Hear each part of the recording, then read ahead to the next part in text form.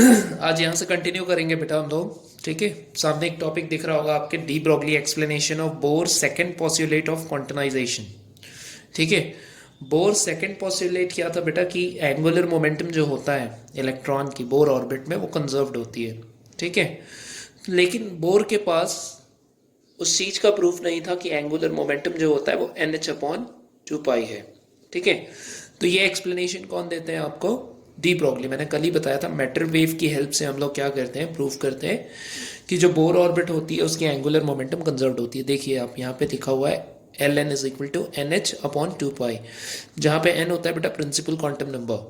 ठीक है, अब देखिए why should the angular momentum have only those values that have integral multiple of h/2 ठीक है, इस चीज का एक्सप्लेनेशन बोर के पास नहीं था। ठीक है ना। The French physicist Louis de Broglie explained in 1923, 10 year after the Bohr proposed his model. ठीक है, इन्होंने 10 साल बाद बताया बेटा आपको कि कॉज क्या था कि एंगुलर मोमेंटम जो है वो h/2 होता है। ठीक है, तो अपन आगे देखते हैं बेटा इस कॉन्सेप्ट को।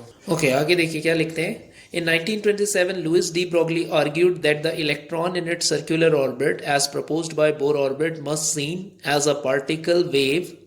ओके, मैटर वेव आप जानते हैं क्या होता है, ऑलरेडी मैंने बताया हुआ है मैटर वेव। ठीक है ना, तो मैटर वेव की जो वेव लेंथ है वो भी हमने कैलकुलेट कर ली थी। और डेविसन जर्मर एक्सपेरिमेंट आपने जो पढ़ा है बेटा, वहां से हमने ये प्रूव किया हुआ है। ठीक है, कि इलेक्ट्रॉन के साथ एसोसिएटेड जो मैटर वेव होती है उसकी वेवलेंथ हमने निकाली थी। ठीक है, लैम्डा = आपको मिला था 12.27/√v आंगस्ट्रॉम, अगर मैं √v वोल्ट से एक्सेलरेट कराता हूँ तो।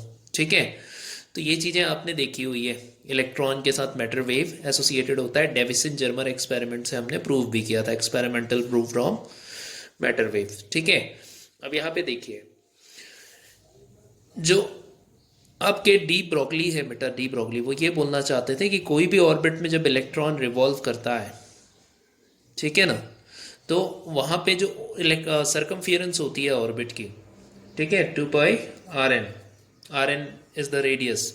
ठीक है, ये हमेशा n के इक्वल होगा।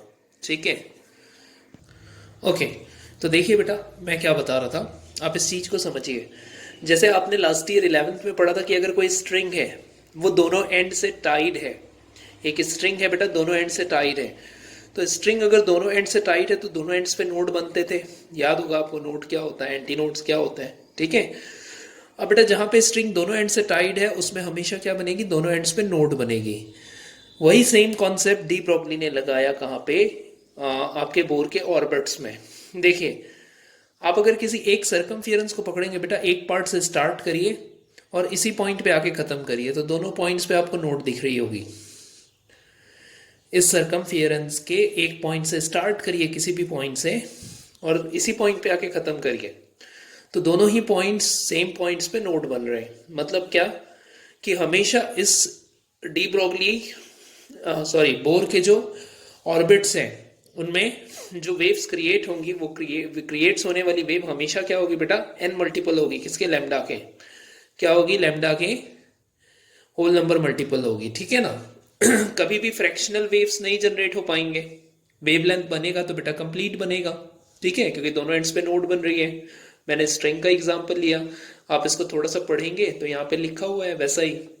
ठीक है, चलिए फिर इसके आगे देखिए। तो मैंने 2πRn, Rn मतलब बोर की ऑर्बिट का रेडियस हो गया बेटा, n से इक्वेट किया। ठीक है, अब आगे देखिए। लैम्डा आपको मालूम है बेटा, लैम्डा क्या होता है, जो मैटर वेव की वेवलेंथ होती है वो होती है h/p। ठीक है ना, और p जो है वो मोमेंटम हो गया, तो मोमेंटम को हम लोग लिखते हैं mv। ठीक है ना, क्योंकि nth ऑर्बिट की बात हो रही है तो मोमेंटम क्या लिखना पड़ेगा बेटा अपने को, vn। ठीक है, यहां से आप क्या करिए, v को ऊपर ले चलिए, v को ऊपर ले चलिए तो mvrn इज इक्वल टू क्या बन जाएगा बेटा, NH/2 नाउ mvrn जो होता है ये पॉइंट मास की एंगुलर मोमेंटम है। mvrn को क्या बोलते हैं हम लोग बेटा, पॉइंट मास की एंगुलर मोमेंटम। तो ये कंप्लीट टर्म आपका l बन जाएगा, तो l इज इक्वल टू क्या बन रहा है, NH/2। ठीक है, तो थोड़ा ध्यान से देखिए।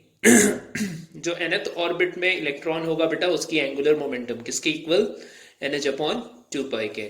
ठीक है, तो ये प्रूफ बाद में दिया गया किससे, आपके डी ब्रोगली के एक्सप्लेनेशन से, बोर के सेकंड पोस्टुलेट का एक्सप्लेनेशन दिया गया। ठीक है, ये एग्जाम में कई बार पूछा है आपसे। ठीक है, तो बेटा एक्सप्लेन वही करना है आपको, ऑर्बिट ड्रॉ करना है। जैसे यहाँ पे सेम टू सेम ऑर्बिट जो दिख रही है ये ड्रॉ करिए और फिर वर्ड्स में बताइए कि जिस तरीके से स्ट्रिंग के दोनों एंड्स पे नोड बनता है उसी तरीके से बोर ऑर्बिट के ऑर्बिट में भी अगर एक पॉइंट से मैं स्टार्ट करूं दूसरे पॉइंट पे आके खत्म करूं तो दोनों पॉइंट्स पे नोड बनेगी। मीन्स आपका जो वेव्स जनरेट होगा डी ब्रोगली के ऑर्बिट्स में वो हमेशा इवन मल्टीपल होंगे, sorry not even, whole number multiple of wavelength lambda. बस लैम्डा की वैल्यू रखिए आप मैटर वेव से बेटा और उसको सॉल्व कर लीजिए, आपको एंगुलर मोमेंटम दिखने लगेगा बोर ऑर्बिट में इलेक्ट्रॉन्स का कि वो h/2 पाई का n मल्टीपल होता है। ठीक है, जैसे कि आपको बोर का सेकंड पोस्टुलेट मालूम है। ठीक है, तो ये चीजें आपको समझ में आई। ये हो गया आपका आपके बोर ऑर्बिट के एक्सप्लेनेशन। ठीक है ना, इसको बेटा यहाँ तक आप सॉल्व करेंगे लाइन बाय लाइन, इतनी सारी थ्योरी नहीं लिखनी है, आप अपने अकॉर्डिंग डायग्राम ड्रॉ करिए, देन गिव द एक्सप्लेनेशन और ये जो इक्वेशंस है ये करते करते आप फाइनली एंगुलर मोमेंटम तक पहुंच जाइए। ओके, तो ये करके रखिए आप। ओके, तो आप देखिए बेटा यहाँ पे अब एक्सरसाइज में आते हैं हम लोग, ये चैप्टर आपका खत्म हो गया है। ठीक है, एटम्स जो है, ठीक है, उसमें हमने स्टार्ट किया था रदरफोर्ड से, आपको याद होगा। ठीक है, देन रदरफोर्ड के बाद आपका बोर मॉडल ऑफ एटम आया। ठीक है, रदरफोर्ड में आपको क्या क्या इंपॉर्टेंट है मैं बता देता हूँ एक बार। आपको बेटा इम्पैक्ट पैरामीटर को पढ़ लेना है रदरफोर्ड में, देन आपको रदरफोर्ड में पढ़ लेना है आपको डिस्टेंस ऑफ क्लोजेस्ट अप्रोच, हमने निकाला था याद करो गोल्ड एटम के लिए, एटॉमिक नंबर 79, और बेटा एक अल्फा पार्टिकल जो एक्सेलरेट हो रहा था 7.7 मेगा इलेक्ट्रॉन वोल्ट की एनर्जी से। ठीक है ना, उसके लिए हम लोग डिस्टेंस ऑफ क्लोजेस्ट अप्रोच निकाले हुए हैं। ठीक है, देन बोर का मॉडल ऑफ एटम पढ़ा बेटा, इसमें आपके एटॉमिक स्पेक्ट्रम हाइड्रोजन के सारे आपको अच्छे से याद करने, 1/λ is equal to r 1/nl² minus 1/nh² is the formula. ठीक है, तो वहाँ पे आप क्या निकालते हैं फिर सीरीज जो होते हैं आपके, ठीक है ना, लाइमन, बाल्मर, पाश्चन, बार्केट, पीफन। ठीक है, तो ये सारे सीरीज आपको याद होने चाहिए। ठीक है ना, इनकी मिनिमम वेवलेंथ निकालने आनी चाहिए, शॉर्टेस्ट वेवलेंथ, ठीक है, और लॉन्गेस्ट वेवलेंथ, मैंने आपको बताया हुआ है सभी चीज़ें। ठीक है, और बेटा यहाँ पे एक्सरसाइज के कुछ क्वेश्चन है, ये देखिए आप। बोलता है the size of atom in Thompson model is dash the atomic size of Rutherford model. ठीक है, तो बेटा दोनों के एटॉमिक मॉडल में कोई डिफरेंस नहीं था। ठीक है, दोनों की साइज जो थी एटम की वो सेम ही थी। आपका थॉमसन मॉडल ऑफ एटम याद होगा, थॉमसन के मॉडल ऑफ एटम में बेटा पाम पुडिंग स्ट्रक्चर बोला गया था एटम का। ठीक है ना, जिसमें आपके इलेक्ट्रॉन्स होते हैं वो एम्बेडेड होते हैं इनसाइड द स्पीयर, और स्पीयर बना होता है बेटा पॉजिटिवली चार्ज्ड पार्टिकल से। ठीक है, जो मैसिव पार्टिकल है दोनों ही मॉडल में वो आपका पॉजिटिवली चार्ज पार्टिकल होता है। ठीक है, इलेक्ट्रॉन जो है बेटा वो मीन मास ही रखेगा दोनों मॉडल में, आप ये याद रखेंगे। ठीक है, तो इसका आंसर क्या होगा, देयर इज नो डिफरेंस। ठीक है ना, फ्रॉम साइज, दोनों का साइज सेम था बेटा। सेकंड क्वेश्चन है in ground state dash electrons are in stable equilibrium. तो आपको याद होगा थॉमसन जो मॉडल था बेटा वो स्टेबिलिटी को डिफाइन करता था, बोलता था कि जो सरफेस होते हैं वो पॉजिटिवली चार्ज्ड होते हैं और उनके इनसाइड इलेक्ट्रॉन एम्बेडेड होते हैं, और इलेक्ट्रॉन और जो आपका प्रोटॉन है ये स्टेबल इक्विलिब्रियम वाले पोजीशन पे अपने आप को सेट करके रखे होते हैं, किसमें, थॉमसन मॉडल में। लेकिन आपको रदरफोर्ड मॉडल का डिफेक्ट याद होगा बेटा, रदरफोर्ड के अकॉर्डिंग आपके इलेक्ट्रॉन की जो एनर्जी होती है वो धीरे धीरे लूज होते जाती है। ठीक है, क्योंकि एक नेट फोर्स वो हमेशा एक्सपीरियंस कर रहा होता है। ठीक है ना, इनवर्ड डायरेक्शन में। अब क्या होगा, जो रदरफोर्ड मॉडल है उसमें इलेक्ट्रॉन जो है वो आप लिखेंगे कि always experience a force. So first braces are for Thomson and second bracket is for Rutherford. ठीक है, ये आंसर होगा। A classical model based on dash is doomed to collapse. Rutherford of model of atom जो है बेटा वहां पे ये प्रेडिक्शन था कि एटम जो है वो फाइनली कोलैप्स हो जाएगा, इलेक्ट्रॉन जो है फाइनली फॉल कर जाएगी इसमें, न्यूक्लियस में। ठीक है, an atom has a nearly continuous mass distribution in, बेटा देखो आपका जो थॉमसन मॉडल था वो ये कहता था कि इलेक्ट्रॉन का जो मास है और जो प्रोटॉन का मास है वो यूनिफॉर्मली डिस्ट्रीब्यूटेड होता है, किसमें, पाम पुडिंग स्ट्रक्चर में। ठीक है, लेकिन रदरफोर्ड का जो मॉडल ऑफ एटम है इसमें ये बोला गया था कि पूरे का पूरा जो मास है, ठीक है ना, वो सेंटर पे रखा गया है, न्यूक्लियस पे, ठीक है, और एकदम जो मीन मास है वो डिस्ट्रीब्यूटेड होते हैं इलेक्ट्रॉन के फॉर्म में न्यूक्लियस के अराउंड, ठीक है। तो सेकंड जो कॉलम है, सेकंड जो ब्रैकेट है, इसमें आपको मिलेगा रदरफोर्ड, फर्स्ट में मिलेगा थॉमसन। लास्ट क्वेश्चन है, the positively charge particle of the atom possess most of the masses. ये तो बताया मैंने आपको, दोनों ही मॉडल में बोला गया था कि जो पॉजिटिवली चार्ज पार्टिकल है वो मोस्ट ऑफ द मास को कंटेन करते हैं, ठीक है। अब एक क्वेश्चन और देखिए, suppose you have given a chance to repeat the alpha particle scattering experiment using a thin sheet of solid hydrogen in place of gold foil. आपने रदरफोर्ड का एक्सपेरिमेंट देखा बेटा, रदरफोर्ड के एक्सपेरिमेंट में अगर गोल्ड फॉइल रिप्लेस कर दी जाए किससे, हाइड्रोजन से, हाइड्रोजन की सीट से।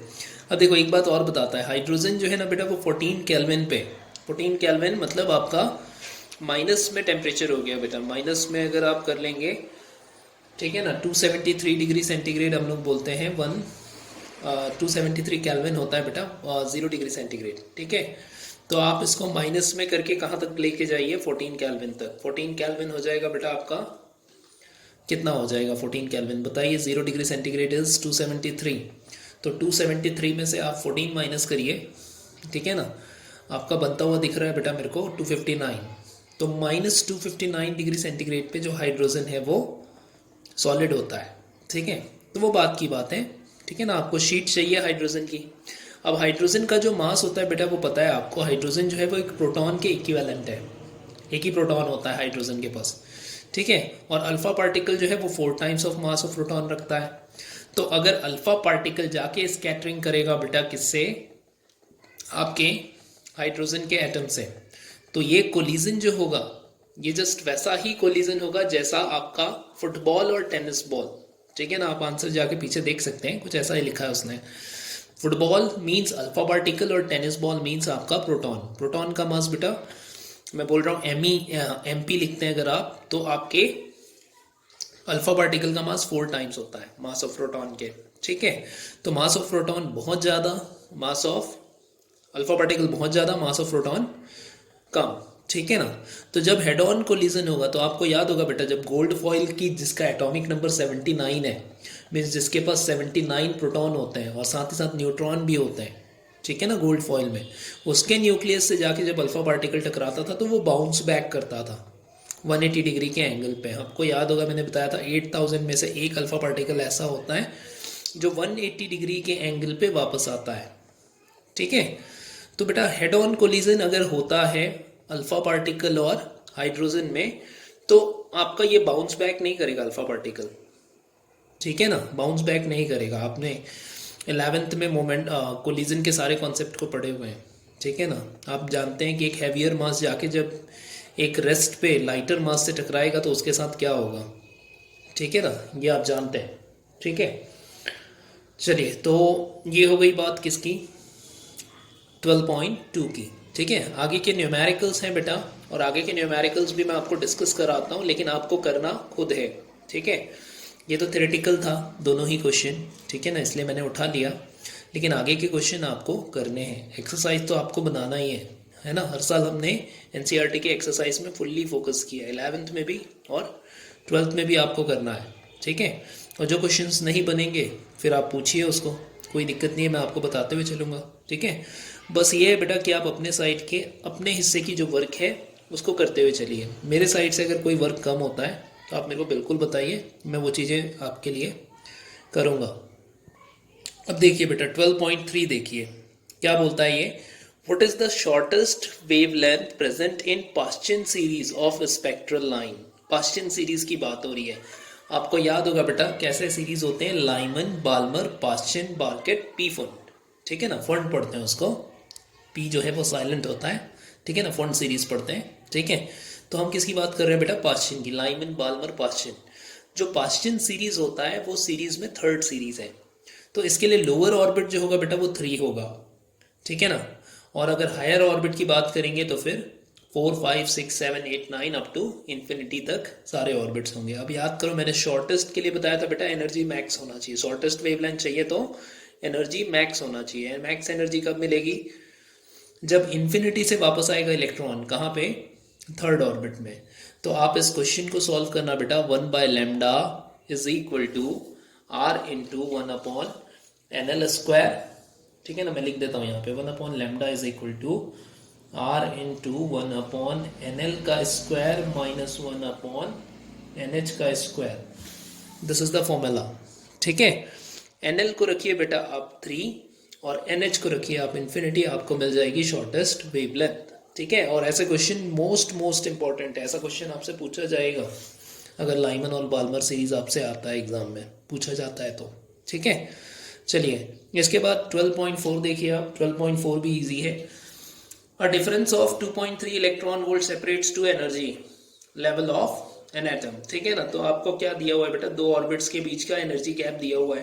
What is the frequency of radiation emitted when the atom makes a transition from upper level to lower level. अब आपको मालूम है एनर्जी जो गैप होता है बेटा, एनर्जी गैप हम लोग क्या लिखते हैं, अपर लेवल से लोअर लेवल में जो भी एनर्जी का गैप होगा, higher minus lower is equal to आप कर देंगे बेटा क्या, एच न्यू। तो इसमें सिंपल सा फॉर्मूला लगेगा, देखो ये वैल्यू गिवन है आपको, E L minus E H minus E L को रखिए 2.3 इलेक्ट्रॉन वोल्ट। इलेक्ट्रॉन वोल्ट को बेटा कन्वर्ट करना नहीं बोलना, किसमें, जूल्स में। 1 इलेक्ट्रॉन वोल्ट होता है बेटा 1.6 इंटू 10⁻⁻19 जूल। ओके, वही वैल्यू वही मैग्नीट्यूड जो इलेक्ट्रॉन के चार्ज का मैग्नीट्यूड होता है। ठीक है, तो 2.3 इलेक्ट्रॉन वोल्ट किस में कन्वर्ट हो जाएगा, जूल में। ठीक, जूल में कन्वर्ट कर लीजिए, एनर्जी डिफरेंस मिल गया, बस उसको एच से डिवाइड करना होगा न्यू के लिए। तो 12.4 question, nu is equal to क्या हो जाएगा बेटा, जो भी डेली गिवन है उसको आप एच से डिवाइड कर दो, आंसर सामने होगा आपके। ठीक है, the ground state energy of hydrogen atom is -13.6 electron volt. What are the kinetic and potential energy of the electron in this state. ठीक है ना, तो ये भी आसान क्वेश्चन है। ठीक है, आपको याद होगा बेटा क्या क्या रिलेशन पढ़ा था हमने, कि जो काइनेटिक एनर्जी होती है, काइनेटिक एनर्जी, ठीक है ना, वो हाफ होती है पोटेंशियल एनर्जी के और प्लस में होती है। ठीक है, तो आप ये जो एनर्जी देख पा रहे हैं, ये एनर्जी जो देख पा रहे हैं बेटा, ये आपकी काइनेटिक एनर्जी होगी। ठीक है ना, इलेक्ट्रॉन की काइनेटिक एनर्जी होगी 13.6 इलेक्ट्रॉन वोल्ट, लेकिन आपको प्लस में लिखना होगा। ठीक है, और इस वैल्यू का डबल कर दीजिए आप। डबल क्या मिलेगा बेटा, 13.6 का डबल मिलेगा आपको 27.2 माइनस में इलेक्ट्रॉन वोल्ट, वो लिखेंगे आप, तो वो क्या हो जाएगा, वो हो जाएगी आपकी पोटेंशियल एनर्जी। ठीक है ना, सिंपल सा रिलेशन है, यहाँ लिख देता हूँ मैं। देखिए E इज इक्वल टू क्या लिखते हैं बेटा, U प्लस के लिखते हैं हम लोग। ठीक है ना, जो E होता है ना वो माइनस के इक्वल होता है। ठीक है, तो E अगर दिया हुआ है तो K के लिए क्या करिए बेटा, उसको K निकालने के लिए बस माइनस से मल्टीप्लाई कर दो। E देखो ऑलरेडी दिया हुआ है। ठीक है, अब जो K होता है ना बेटा K, ठीक है, ये माइनस में, सॉरी गड़बड़ हो रहा है, U जो होता है पोटेंशियल एनर्जी, ये minus of 2 times of K होता है, याद रखना, minus of 2 times of K। तो जो भी K मिलेगा ना उसमें -2 का मल्टीप्लिकेशन कर देना, U बन जाएगा। तो U और K को ही पूछ रहा है, वो तो मैंने सीधे सीधे बता दिया आपको। K कितनी मिलेगी बेटा, 13.6 इलेक्ट्रॉन वोल्ट, और U कितनी मिलेगी आपको, U आपको मिलेगा इसका डबल 27.2 इलेक्ट्रॉन वोल्ट। आंसर जाके आप चेक कर सकते हैं। ठीक है, इसके आगे के सारे क्वेश्चंस आप करेंगे 12.6, 7, 8, 9 और 10। देखिए 12.5 तक तो हमने कवर कर ही दिया है बेटा। अब थोड़ा सा काम आप भी करें, सारे फॉर्मूलेज और कॉन्सेप्ट जो है हम लोग डिस्कस कर चुके हैं। कोई भी क्वेश्चन में अगर आपको दिक्कत आएगा, सबसे ईजीएस्ट चैप्टर है बेटा ये। ठीक है ना, मॉडर्न फिजिक्स जितना हो रहा है ना, सबसे ईजीएस्ट है। जो बच्चे अपने थोड़े से वीक हैं, ठीक है ना, जिनको बुक 1 में जिनको तकलीफ हुई है, वीक नहीं बोलूँगा, बुक 1 में जिनको तकलीफ हुई है उनके लिए सबसे मतलब प्यारा बुक है बेटा ये। मैंने लाइट में ऑलरेडी आपको बताया था कि लाइट से मैक्सिमम आपका जो पोर्शन है मार्क्स का वो कवर होता है। 70 में 25 मार्क्स जो है वो कवर हो जाएंगे लाइट में, ऑप्टिक्स में। ठीक है ना, ऑप्टिक्स में वेव और रे। तो बेटा 25 के बाद अगर आप 15 से 20 मार्क्स की बात करेंगे तो वो आपके मॉडर्न फिजिक्स से आता है। मतलब ये बुक आप ले लीजिए, आपके ये 40 से 35 मार्क्स का बुक है पूरा। और बेटा ये सबसे आसान है, ठीक है ना, तैयार करना इस बुक को। ठीक है, पहले वाले बुक में बहुत वेरिएशन है, आप ये वाले बुक को अच्छे से पढ़िए, न्यूमेरिकल अच्छे से करिए, इसका कॉन्सेप्ट अच्छे से करिए।